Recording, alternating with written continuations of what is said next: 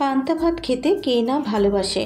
আর যারা একবার পান্তা ভাত খেয়েছে তাদের কাছে কিন্তু প্রিয় খাবার হয়ে দাঁড়িয়েছে এই পান্তা ভাত, তাতে কিন্তু কোনো সন্দেহ নেই। নমস্কার বন্ধুরা, স্বপ্নার কিচেনে আপনাদের সবাইকে স্বাগত জানাই। আমার আজকের রেসিপি পান্তা ভাতের থালি।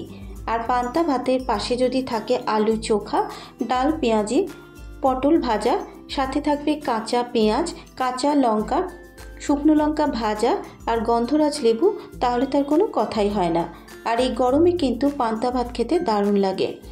আশা করি আজকের এই রেসিপিটা আপনাদের ভালো লাগবে। যদি রেসিপিটা আপনাদের ভালো লেগে থাকে অবশ্যই ভিডিওটাকে একটা লাইক করে দেবেন। তাহলে দেখে নেওয়া যাক আমার আজকের ভিডিওটা। পান্তা ভাতের সাথে ডাল পেঁয়াজি খাওয়ার জন্য এখানে নিয়েছি একটা বাটির মধ্যে 1 কাপ মতো মসুর ডাল। এখানে মসুর ডালটাকে 1 ঘন্টা মতো জলে ভিজিয়ে রেখেছিলাম। এবারে মসুর ডালের জলটাকে ঝরিয়ে নিয়ে মিক্সিং জারের মধ্যে মসুর ডালটাকে ঢেলে দেব।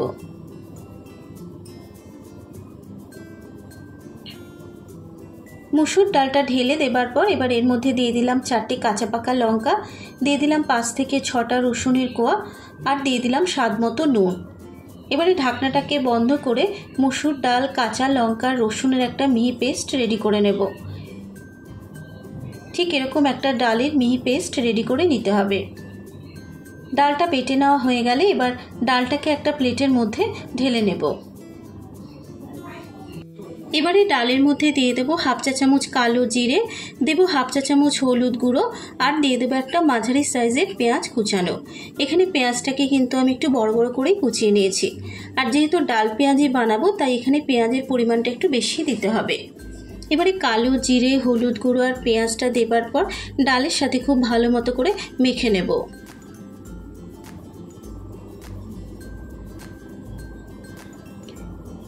ডালটা যখন সব কিছুর সাথে খুব ভালো মতো মেখে নেওয়া হয়ে যাবে, এভাবে ডালটাকে 10 থেকে 15 মিনিট মতো রেখে দেব।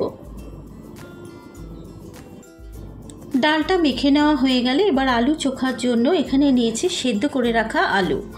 এবার আলুটাকে একটু ম্যাশ করে নেব।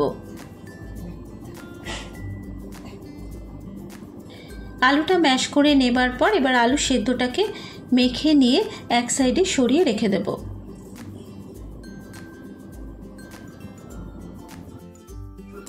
আলুটা মেখে নেওয়া হয়ে গেলে এবার কড়াইতে দিয়ে দেব 2 চা চামচ মতো সর্ষের তেল। তেলটা যখন গরম হয়ে গেছে তেলের মধ্যে দিয়ে দিলাম 5 থেকে 6টা শুকনো লঙ্কা।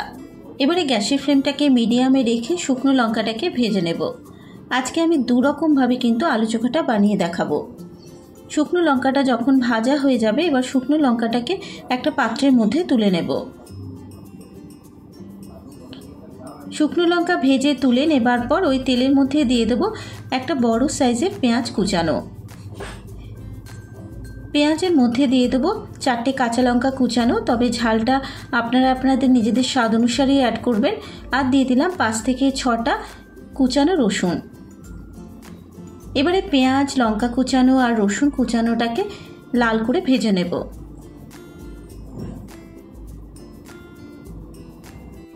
পেঁয়াজটা ভাজা হতে হতে এবার আমি যে শুকনো লঙ্কাটা ভেজে রেখেছিলাম, এবার এই ভাজা শুকনো লঙ্কার উপরে দিয়ে দেবো সামান্য পরিমাণে একটু নুন।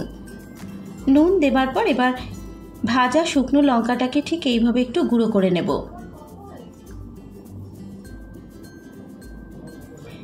ভাজা শুকনো লঙ্কাটা গুঁড়ো করে নেবার পর এবার এর মধ্যে কিন্তু পেঁয়াজটাও লাল করে ভেজে নেওয়া হয়ে গেছে। এবার এই ভাজা পেঁয়াজ থেকে অর্ধেকটা পেঁয়াজ তুলে রেখে দেব। এবার এই অর্ধেকটা ভাজা পেঁয়াজের মধ্যে দিয়ে দেবো অর্ধেকটা আলু সেদ্ধ। আলু সেদ্ধর উপরে দিয়ে দেবো স্বাদ মতো নুন, দিয়ে দেবো 1/2 চা চামচ ভাজা মশলা। এখানে গোটা জিরে আর গোটা ধনে শুকনো খোলায় ভেজে গুঁড়ো করে নিয়েছিলাম, দিয়ে দিলাম সেই ভেজে রাখা মশলা, আর দিয়ে দেবো গুঁড়ো করে নেওয়া ভাজা শুকনো লঙ্কা। এবারে নুন, ভাজা মশলা আর গুঁড়ো করে নেওয়া শুকনো লঙ্কাটা দেবার পর আলু সেদ্ধর সাথে মিশিয়ে নেব। 1 মিনিট আলু সেদ্ধটাকে ভেজে নেবার পর এবার গ্যাসের ফ্লেমটাকে বন্ধ করে দেব। এবারে আলু চোখাটাকে ঠান্ডা করে নেব। আলু চোখাটা ঠান্ডা হতে হতে এবার আরেকটা আলু চোখা বানিয়ে নেব। এবারে অর্ধেকটা আলু সেদ্ধর উপরে দিয়ে দিলাম স্বাদ মতো নুন, আর দিয়ে দিলাম গুঁড়ো করে নেওয়া ভাজা শুকনো লঙ্কা, আর দিয়ে দিলাম ভাজা পেঁয়াজ। এবারে সব কিছু একসাথে খুব ভালো মতো করে মিশিয়ে নিয়ে আলুটাকে মেখে নেব। পান্তা ভাত দিয়ে খাওয়ার জন্য 2 রকম আলু চোখা একদম রেডি। এবার এই আলু চোখাটাকে একটা পাত্রের মধ্যে তুলে নেব।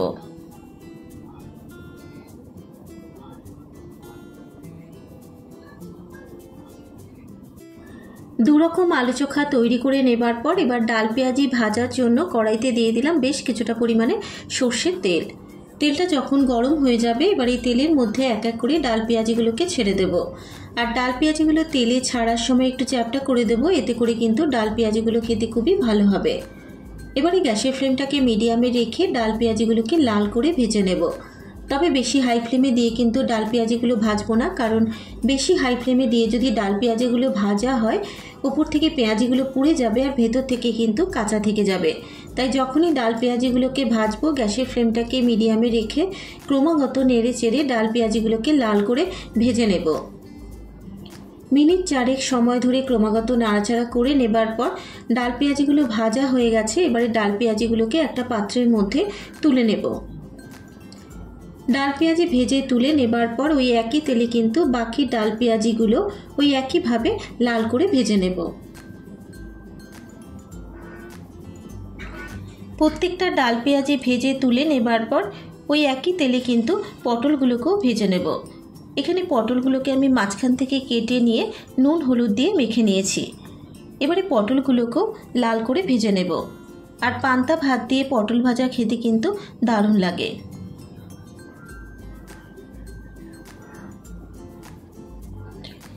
মিনিট 3 নাড়াচাড়া করে নেবার পর পটলগুলোও কিন্তু লাল করে ভেজে নেওয়া হয়ে গেছে।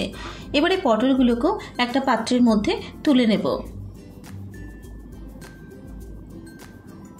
পটলটা ভেজে নেওয়া হয়ে গেলে এবার নিয়ে নিয়েছি পান্তা ভাতের জন্য স্বাদ মতো নুন। আর এই ভাতটাকে কিন্তু আমি সারা রাত জলে ভিজিয়ে রেখে দিয়েছিলাম।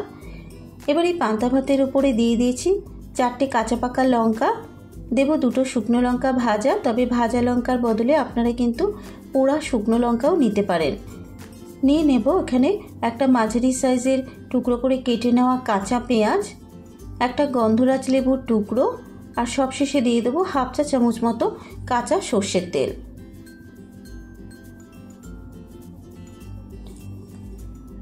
তৈরি হয়ে গেছে আমার আজকের রেসিপি পান্তা ভাতের থালি। আর পান্তা ভাতের সাথে আমি পরিবেশন করেছি ডাল পেঁয়াজি, 2 রকম আলু চোখা আর পটল ভাজা। আশা করি আজকের এই রেসিপিটা আপনাদের ভালো লেগেছে। যদি রেসিপিটা আপনাদের ভালো লেগে থাকে আপনারা এইভাবে একবার বাড়িতে ট্রাই করবেন ও আমাকে কমেন্ট করে জানাবেন রেসিপিটা আপনাদের কেমন লাগলো। আজকের মতো এই পর্যন্ত, আবারও হাজির হয়ে যাব অন্য কোনো নতুন রেসিপি নিয়ে। ধন্যবাদ।